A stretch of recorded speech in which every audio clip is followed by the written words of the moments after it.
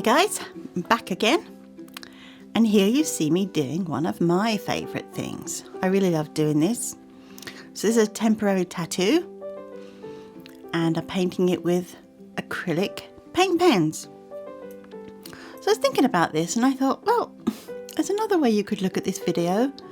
You could also calling it watching paint dry, since that's all I'm doing.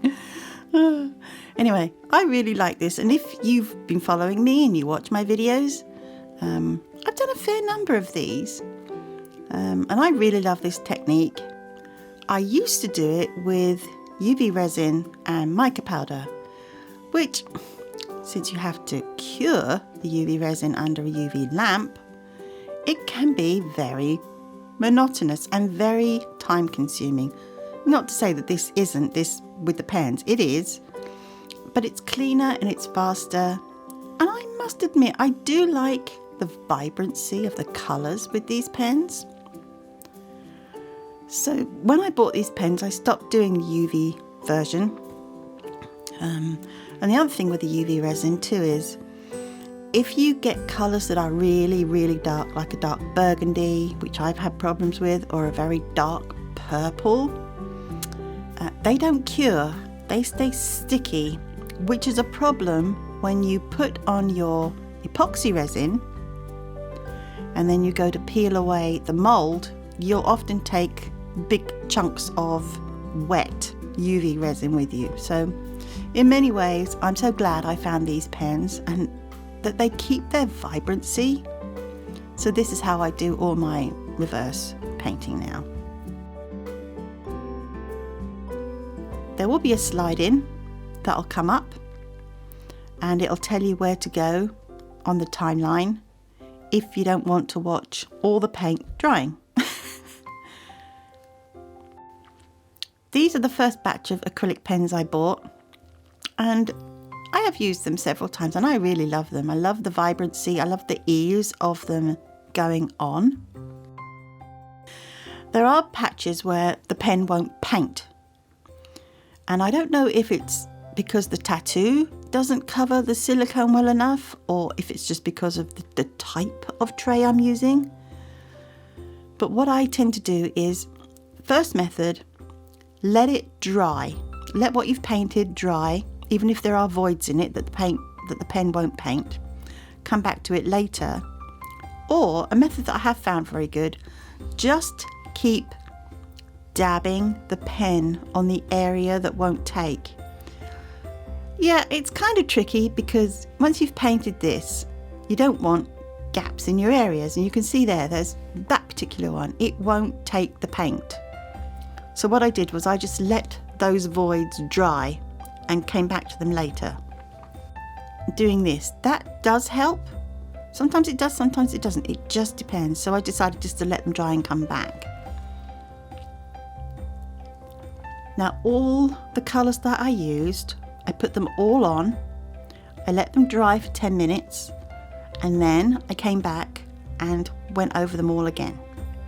I just wanted them to be really vibrant.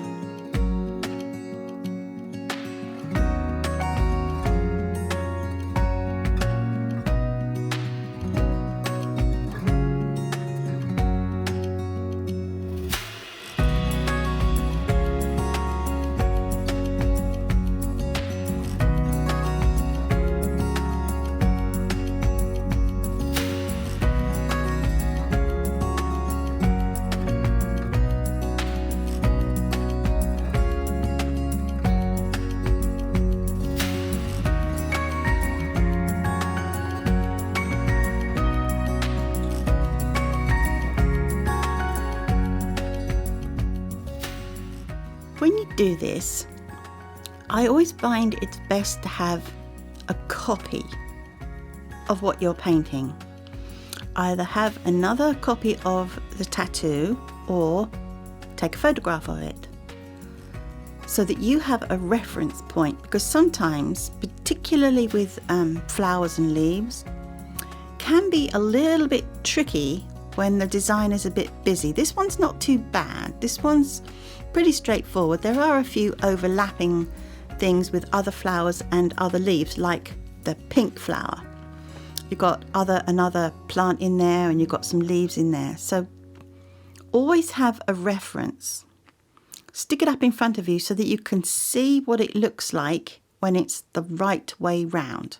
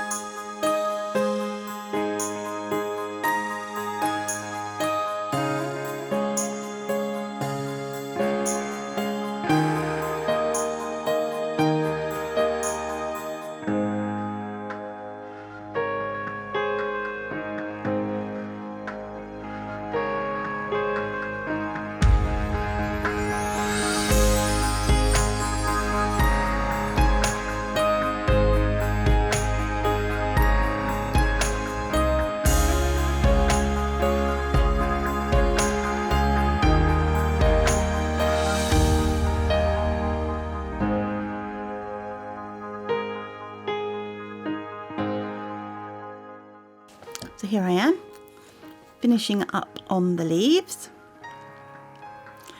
And if you do happen to go out of the edge, colouring outside the line, so to speak, just take a cotton bud or these little micro brushes. They work very well, but be careful, because in taking off the paint you might remove some of the tattoo, so go gently.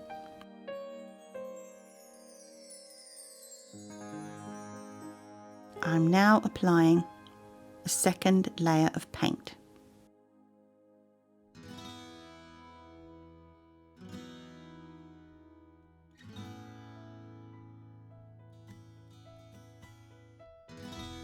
wanted to choose a colour for the frame that would complement the peonies, the big pink flowers in the middle, and this was a pretty nice colour, came pretty close.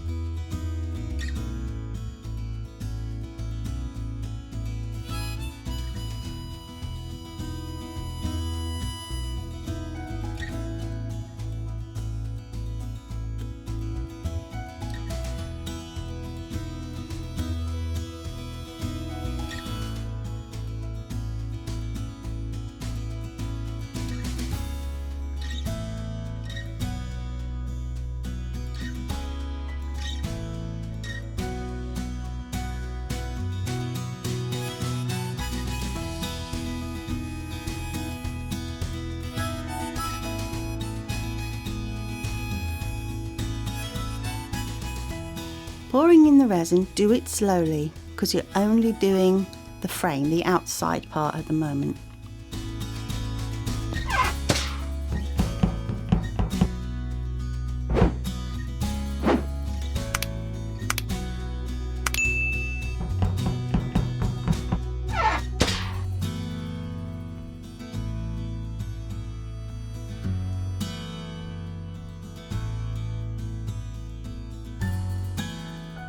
Here you can see one of those ubiquitous cat hairs, and one day I will do a video about the 3 perpetrators responsible for these cat hairs.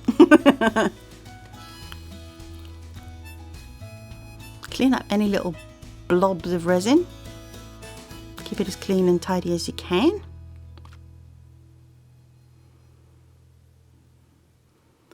And continue pouring slowly.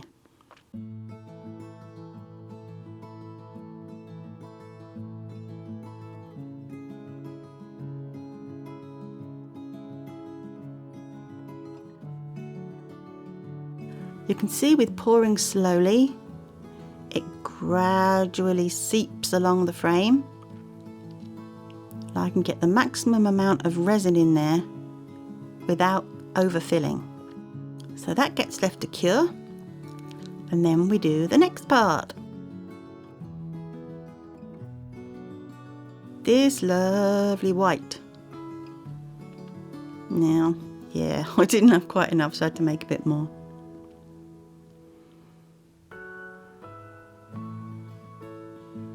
Chuck that in there.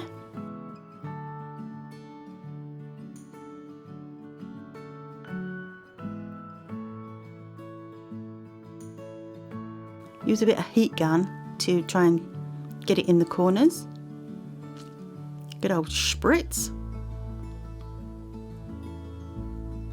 And then on moulding.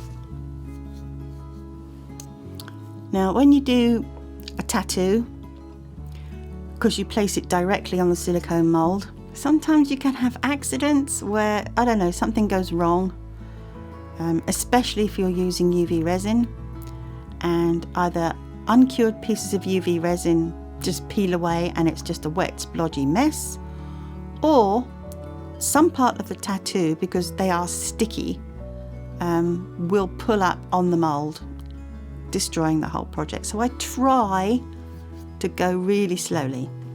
And there we have it. See how vibrant those colours are? I love that. So here's the little pussycat who sits in the flowers.